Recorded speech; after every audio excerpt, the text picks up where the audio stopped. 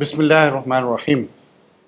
اس وقت ہم موجود ہیں جامعۃ الفلاح میں، جو بلیریا گنج اعظم گڑھ میں واقع ہے۔ ہمارے بیچ محترم مولانا طاہر مدنی حفظہ اللہ ہیں، جو اس ادارے کے ناظم اور ڈائریکٹر ہیں۔ ہم گفتگو کریں گے کہ اس وقت پورے ملک میں جو تعلیمی ماحول ہے، اس تعلیمی ماحول میں یا دین و دنیا کے تعلیمی نظام پہ جو بحث چلتی ہے، آخر وہ کس حد تک مفید ہے، اور اس پوری بحث سے امت مسلمہ کیا کچھ اخذ کر پاتی ہے۔ محترم مولانا، اس وقت ہم تعلیمی دورے پہ ہیں اور مختلف جگہ کے تعلیمی نصاب کا جائزہ لیتے ہوئے اس بات کی کوشش کر رہے ہیں کہ کس جگہ کس ادارے میں کس طرح کی تعلیم ہو رہی ہے۔ آپ کے ادارے میں بھی ہم آئے ہیں، ہم یہ جاننا چاہتے ہیں کہ جامعۃ الفلاح آخر کس طرح کی تعلیم دے رہا ہے۔ بسم اللہ الرحمن الرحیم۔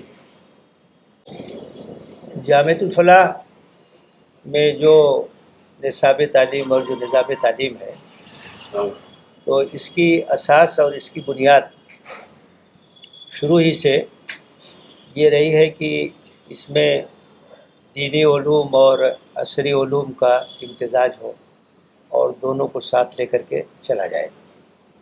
تو یہ چیز بنیادی اصول کے طور پر جامعہ نے اپنے سامنے رکھا اور اسی کی روشنی میں اپنا نظام اور اپنا نصاب اس کی تشکیل کی، اور ایک تجربہ ہے جو کہ بہت مدت سے یہاں جاری ہے۔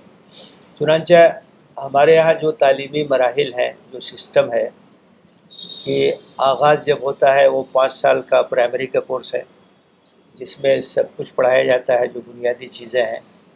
اس کے بعد پھر جونیئر ہائی اسکول کا مرحلہ ہے، جس کو ہم ثانوی کہتے ہیں، درجہ 6، 7، 8۔ تو اس میں بھی ہم وہ تمام چیزیں جو یہاں یو پی بورڈ میں یا اس طرح کے بورڈوں میں پڑھائی جاتی ہیں، اس لیول تک وہ تمام چیزیں ہم پڑھاتے ہیں۔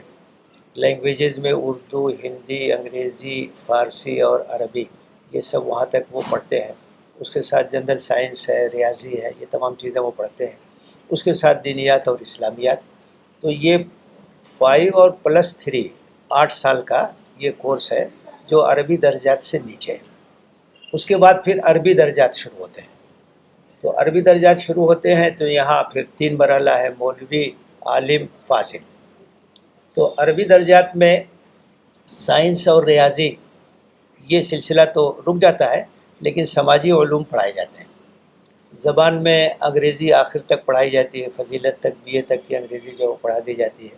سماجی علوم بھی پڑھائے جاتے ہیں، جیسے سیاسیات ہے، ایجوکیشن ہے، تاریخ ہے، جغرافیہ ہے، تقابلی مطالعہ، ادیان وغیرہ، یہ سب ہے۔ اس کے ساتھ ظاہر ہے کہ جو بنیادی مضامین عربی زبان اور گرامر، اسلامیات، تفسیر، فقہ، حدیث، اس لیے کہ اصل جو مقصد ہے وہ شعبے کا، تو وہ علماء کی تیاری ہے، دعات کی تیاری ہے، ایسے لوگوں کی تیاری ہے جو اسلام کی ترجمانی کر سکیں اور اسلام کے اوپر تحقیق کر سکیں عصر حاضر کے تقاضوں کی روشنی میں۔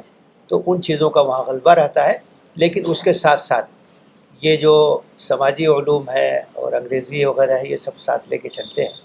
یونیورسٹیوں سے ہماری اسناد منظور بھی ہیں۔ مزید تعلیم کے لیے یہاں سے عالمیت کے بعد، فضیلت کے بعد طلبہ یونیورسٹیوں میں بھی جاتے ہیں۔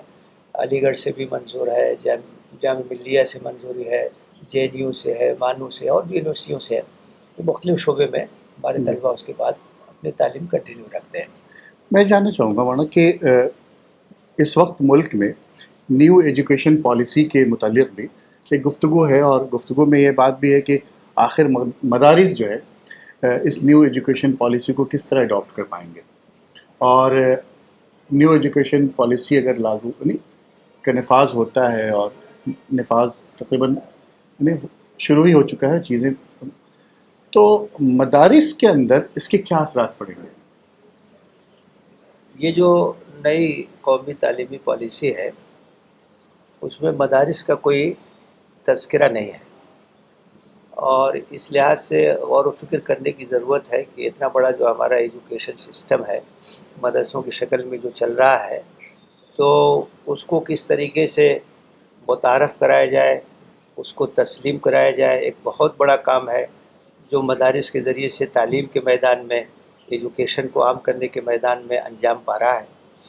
تو اس میں دو طرفہ ذمہ داری ہے. ایک تو یہ ہے کہ ہم سرکار کو بتائیں، متعارف کرائیں اپنے سسٹم، اور دوسری یہ ہے کہ مدارس کے لوگ بھی غور کریں، نئی قومی تعلیمی پالیسی کو سامنے رکھتے ہوئے اپنے مراحل تعلیم پر غور کریں، اپنے نصاب پہ غور کریں، کیا چیزیں ہیں جن کو اور لینے کی ضرورت ہے اور کن تبدیلیوں کی ضرورت ہے. ان تمام چیزوں کو سامنے رکھ کر کے ہمیں محنت کرنی ہوگی. اس لیے کہ اگر ہم نے اس طرح سے ہم آہنگی نہیں اختیار کی تو آئندہ بہت سی مشکلات پیدا ہوں.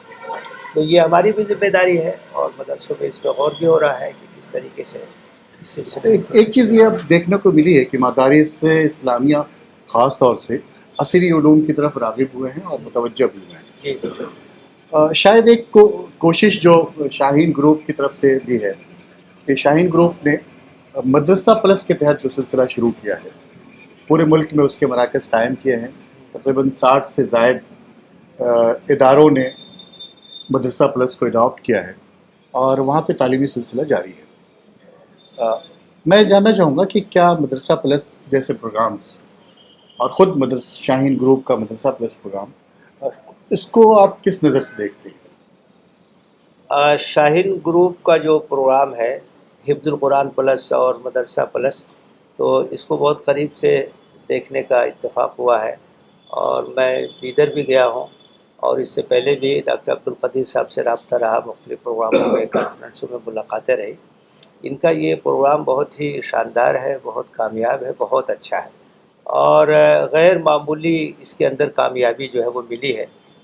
وہ بچے جنہوں نے صرف حفظ کیا تھا اور کچھ نہیں جانتے تھے، ان کو پھر تیار کرنا، مین اسٹریم میں لانا اور اس کو میٹرک کروانا، اس کے بعد پھر وہ +2 کرتے ہیں اور مختلف فیلڈس میں جا رہے ہیں. کتنے لوگ ہیں جو ڈاکٹری کی لائن میں گئے ہیں، انجینئرنگ کی لائن میں گئے ہیں.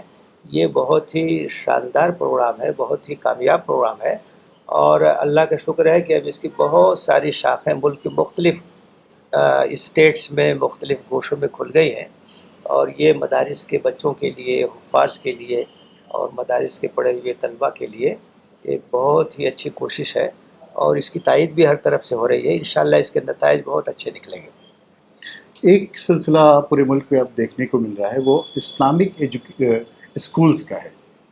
اب یہ ہے، والدین یہ چاہتے ہیں کہ ہمارے بچے انگریزی میڈیم اداروں میں تو جائیں، لیکن وہ ادارہ ایسا ہو جو اسلامک ایجوکیشن کی تعلیم بھی دے رہا ہو.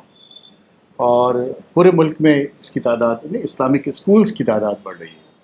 تو اسلامک اسکولز کی تعداد اگر بڑھ رہی ہے تو اس کے اثرات مدارس پہ کیا پڑیں گے؟ خاص طور سے کہ وہ طلبہ جو مدارس کی طرف آ رہے تھے، اب وہ طلبہ ان اسکولز کی طرف جا رہے ہیں.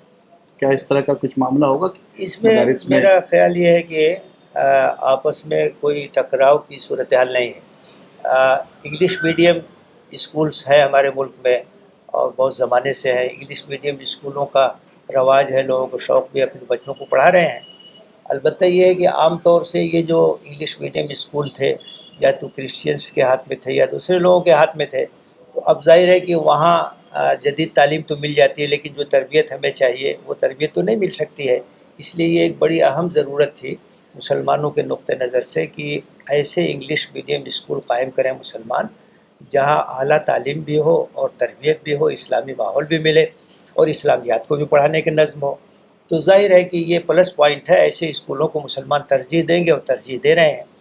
تو یہ ایک الگ میدان ہے. مدارس کا مسئلہ یہ ہے کہ مدارس تو دینی علوم کے ماہرین کو پیدا کرتے ہیں، جو ہماری ایک ضرورت ہے.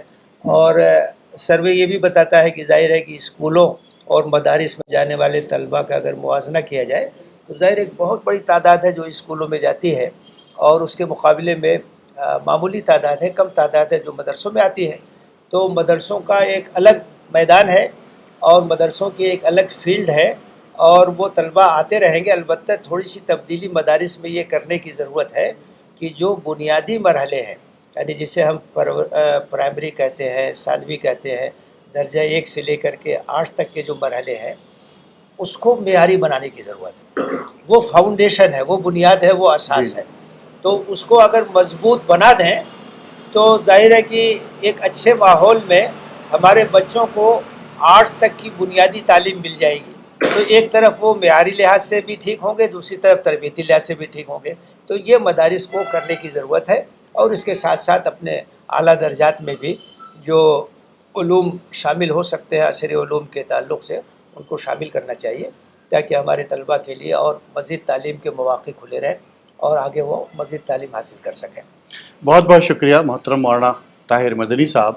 ابھی ہم گفتگو کر رہے تھے ہندوستان کے تعلیمی نظام پر، ہندوستان میں مدارس اسلامیہ کے تعلیمی نظام پر، اور خود شاہین گروپ آف انسٹیٹیوشنز کی طرف سے مدرسہ پلس پروگرام جو چلایا جا رہا ہے اس کے اثرات کیا پڑ رہے ہیں.